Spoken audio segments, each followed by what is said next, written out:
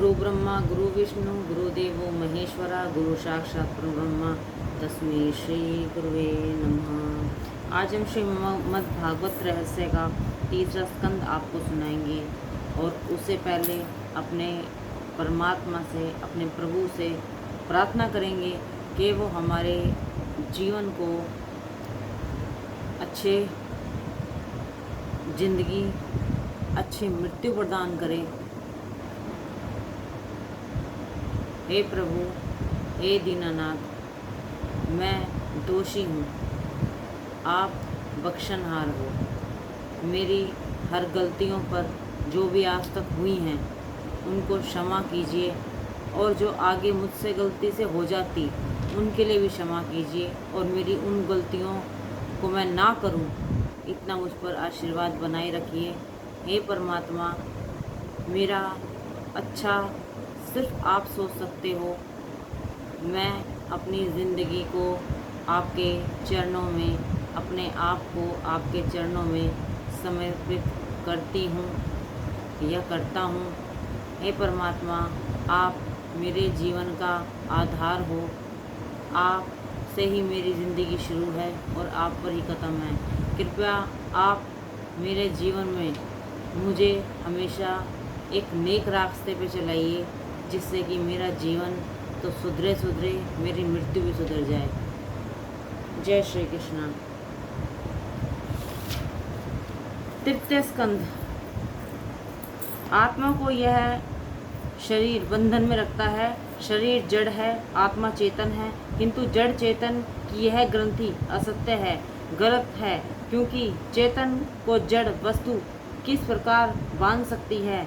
यह ग्रंथि असत्य होने पर भी जिस तरह स्वप्न हमें रुलाते हैं, वैसे ही यह हमें रुलाती है।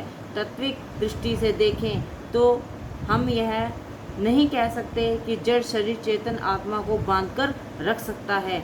चेतन आत्मा को जड़ शरीर बंधन में नहीं रखता।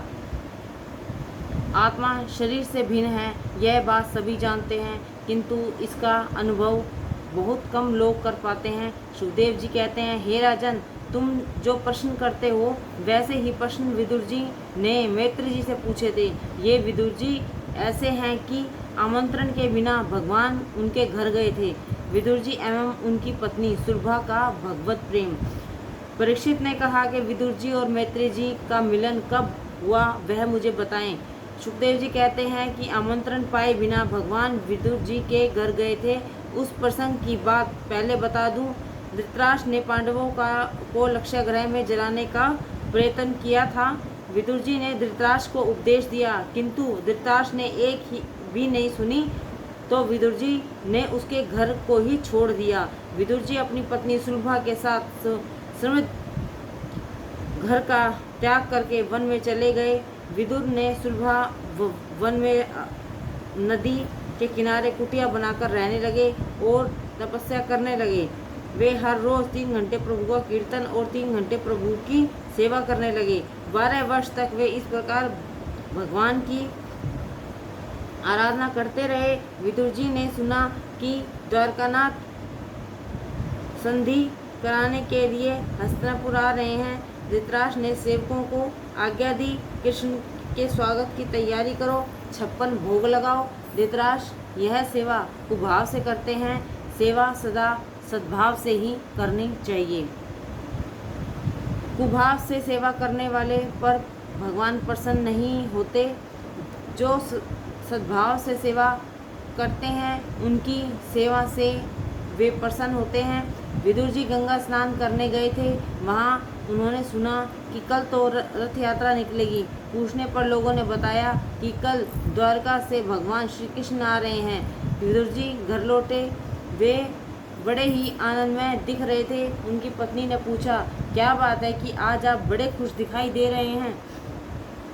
विदुर जी ने कहा, सत्संग में सारी बात कहूँगा। मैंने कथा में सुना था कि जो 12 वर्षों तक सत्कर्म करे उस पर भगवान कृपा करते हैं।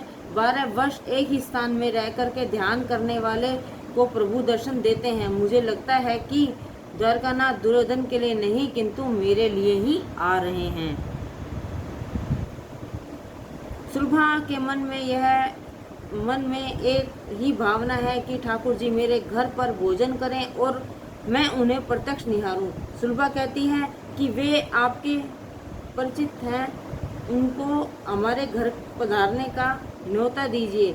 मैं भावना से तो रोज भगवान को भोग लगाती हूँ, अब मेरी यह इच्छा है कि मेरी दृष्टि के समक्ष और प्रत्यक्ष रूप से भोजन करें। विदुर जी कहते हैं कि मेरे आमंत्रण को स्वीकार तो वह नहीं करेंगे, किंतु इस छोटी सी झोपड़ी से हम उनका आदर सत्कार कैसे करेंगे। सुलभा ने कहा कि मेरे घर में चाहे दूसरी कुछ भी चीज़ भले ही नहीं हो, किंतु मेरे हृदय में प्रभु के लिए अपार प्रेम तो है। वह प्रेम ही मैं भगवान के चरणों में समर्पित कर दूंगी। सुलभा सोचती है कि पति संकोचवश आमंत्रण नहीं दे रहे हैं, किंतु मैं तो मन से आमंत्रित करूंगी। अगले दिन विदुर और सुलभा बालकृष्ण की सेवा करते हैं। विदुर और सुलभा भगवान श्री कृष्ण बालकृष्ण से प्रार्थना करते हैं। रथ यात्रा के समय मार्ग में इकट्ठे हुए ब्राह्मण वृंदों के द्वारा की गई स्तुति को सुनकर हर कदम के साथ जो भी द्रवित हो रहे हैं, वे दया के सागर अखिल ब्राह्मण के बंधु और समुद्र पर कृपा करने के हेतु उसके तट पर निवास करने वाले श्री जगन्नाथ स्वामी सदा मेरे नेत्रों